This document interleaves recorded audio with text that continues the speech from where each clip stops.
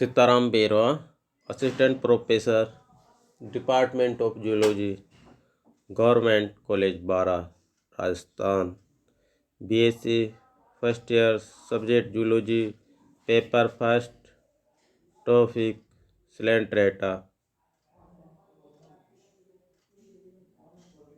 को 3 क्लासों में डिवाइड किया था वैज्ञानिकों ने। तो फर्स्ट क्लास हाइड्रोजोआ, सेकंड स्काइपोजोआ और लास्ट एंथोजोआ।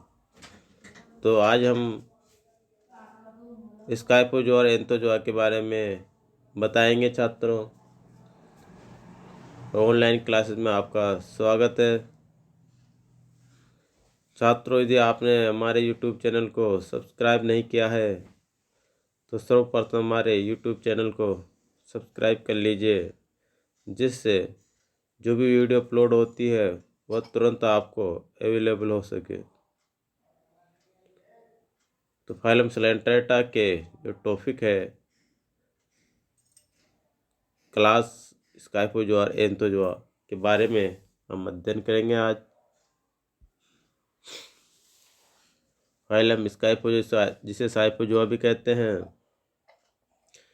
इसमें मेडुसा अवस्था उपस्थित होती है और पोलिप अवस्था एब्सेंट होती है या रिड्यूस हो जाती है तथा छोटे मेनिबेरियम युक्त होती है, हो रह जाती है।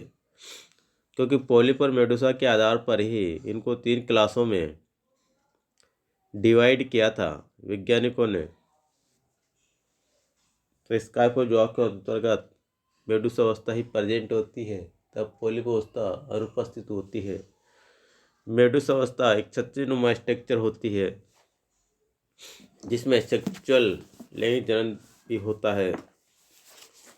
नेक्स्ट, विलम एब्सेंट होती है,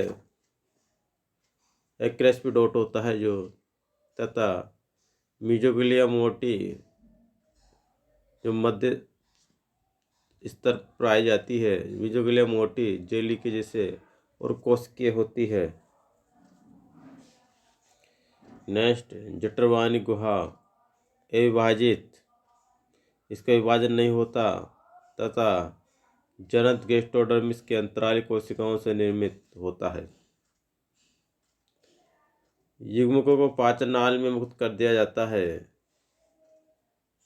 तथा निडोब्लास्ट दोनों जन स्तरों में उपस्थित पाई होती है, जो दंश कोशिकाएं होती है, और इसके कारण ही इस फाइलम को निडेरिया कहा गया है।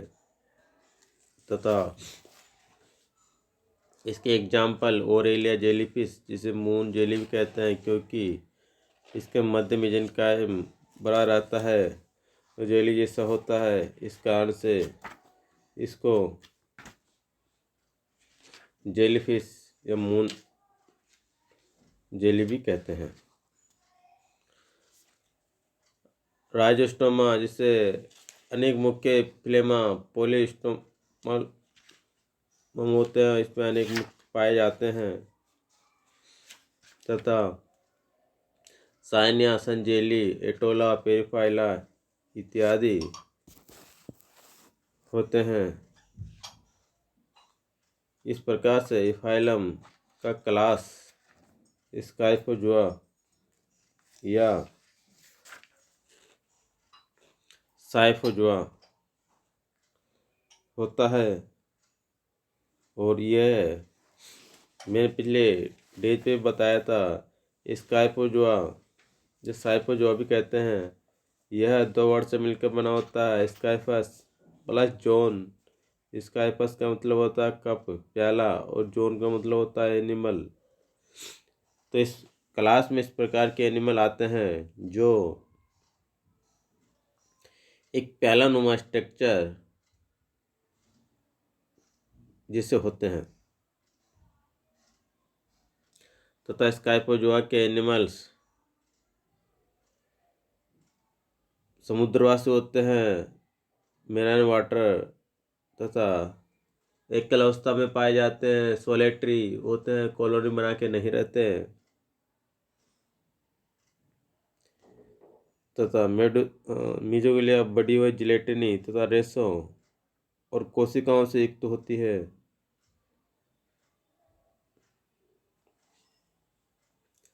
तथा इसको स्काइपोजुआ को 5 ऑर्डरों में डिवाइड किया, जो आपको चार्ट के द्वारा दिखाया गया था।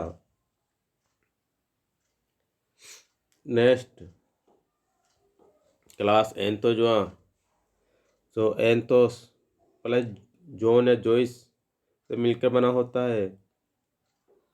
एंथोस एक पुष्पनुमा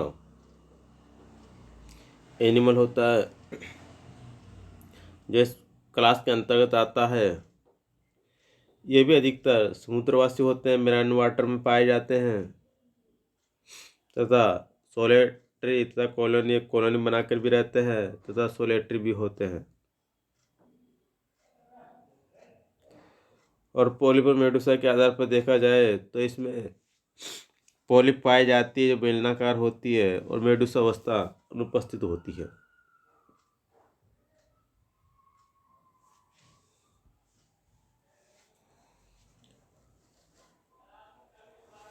वीलम भी अनुपस्थित होती है तथा मेनोबिरियम अनुपस्थित होती है। मीजोग्लिया में कोशिकाएं तथा तंतु उपस्थित होते हैं।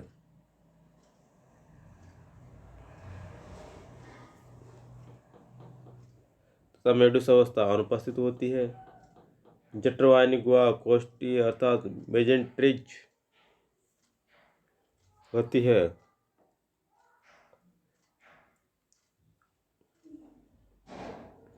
तथा दंश कोशिकाएं तथा जनन ग्रंथियां मेसेंट्रेस पर पाई जाती है, तो दोनों जड़ स्तरों में उपस्थित होती है। और इस वर्ग में 2 प्रकार के जंतु उपस्थित होते हैं, एनिमोन्स एंड कोरल। एनिमोन्स जिसमें स्केलेटन अनुपस्थित होता है, एडेम्सिया सी एनिमोन, मेट्रिडियम सी एनिओन, कोरल जो कैल्शियम कार्बोनेट से निर्मित कंकाल उपस्थित होता है। स्टार कोरल जो स्ट्रिया होता है स्टार कोरल कहते हैं। पेनेटुला जो समुद्री पेन कहते हैं। गार्गोनिया समुद्री पंखा। ट्रोइडस समुद्री पंख। रेनिला समुद्री pansy. Tubipora organ pipe coral. Alcyonium dead man की अंगुलियां डेडमैन फिंगर। कोरेलियम लाल मूंगा। इरियोपोरा नीला मूंगा।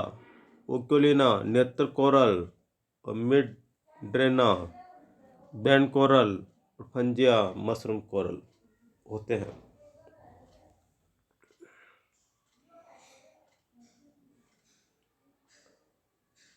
इस प्रकार से एंथोजोआ के एनिमल्स में कैरेक्टर होते हैं।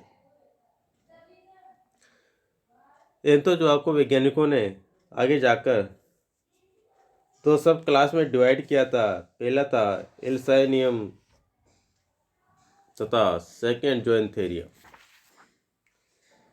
एल्साइनेरिया यह केवल कॉलोनी बनाकर रहने वाले एनिमल्स होते हैं तथा इनकी लोब्स में 8 पिच्की या पिनेट स्पर्शक पाए जाते हैं। नील में एक अधोघर्षणी खांच तथा 8 पट पाए जाते हैं, जिसको भी वैज्ञानिकों ने अनेक ऑर्डर्स में डिवाइड किया है।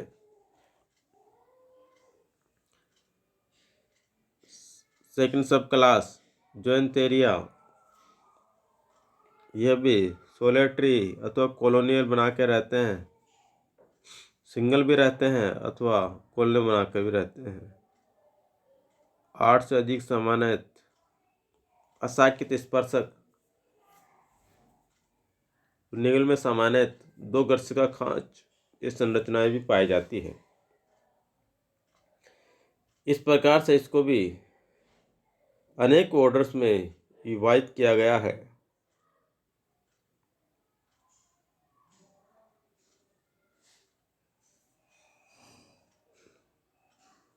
और लास्ट सब क्लास एक और है इसका, जो टेबुलेटा है, जिसका एग्जाम्पल फेओसाइटिस, जो हेलीसाइटिस भी होता है, अधिकतर विलुप्त तथा कॉलोनियल एंथोजोआ प्राणी होते हैं।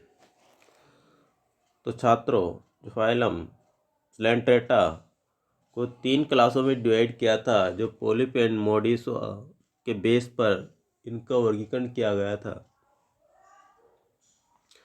जिसमें हम हाइड्रोजोआ के बारे में बता चुके थे पहले।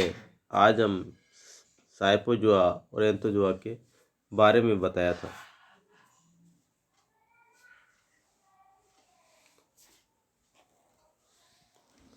तो इसके जस्ट बाद में नेक्स्ट फाइलम के कमेंट्स के बारे में बताएंगे। और जो आज अपने जो दोनों सब क्लास के बारे में बताया था, इसको नोटेट कर लीजिए तथा अपने नोटबुक में नोटेट करके रीडिंग कर लेना, क्योंकि नेक्स्ट वीक में आपका टेस्ट लिया जाएगा।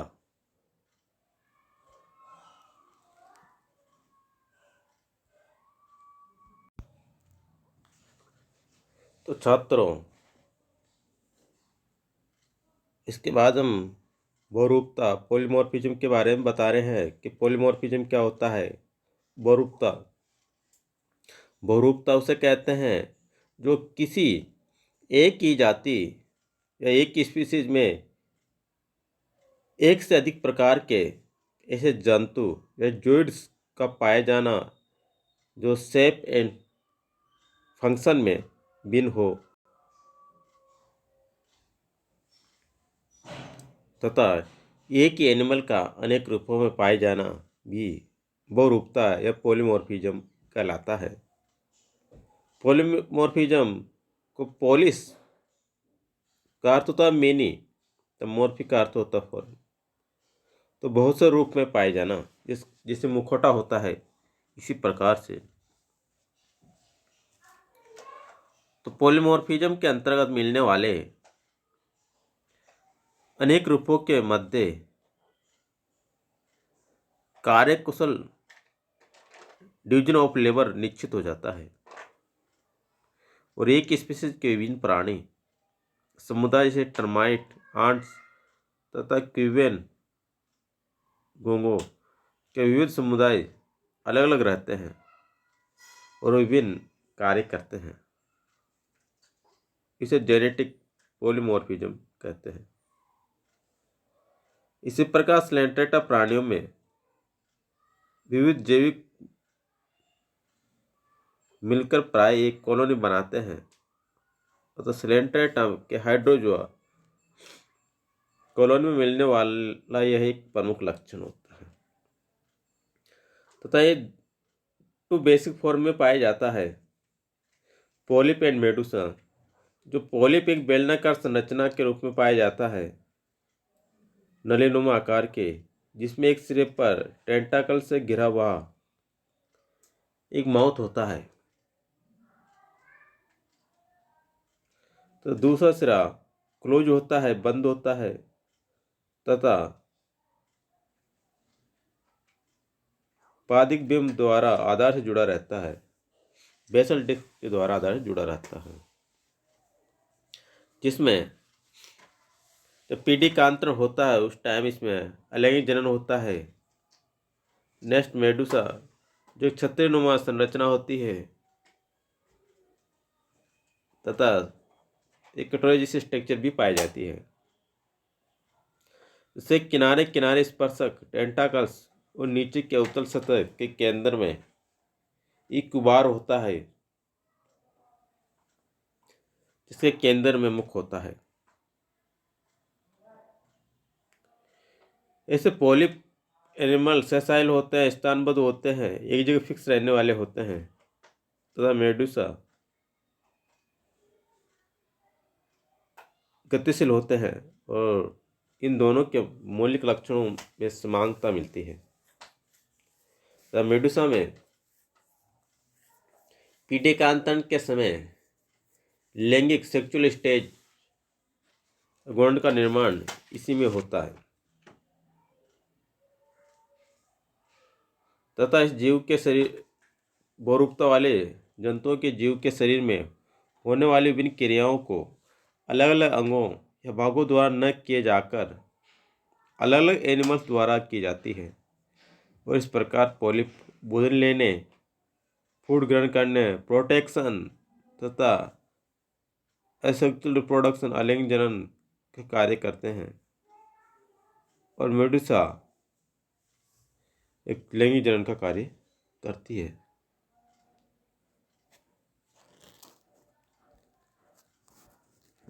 इसके साथ ही छात्रों, आज का टॉपिक का एंड होता है, तो इस वाले को भी आप नोटेट कर लीजिए। धन्यवाद। नेक्स्ट डेज पे फिर वापस मिलेंगे।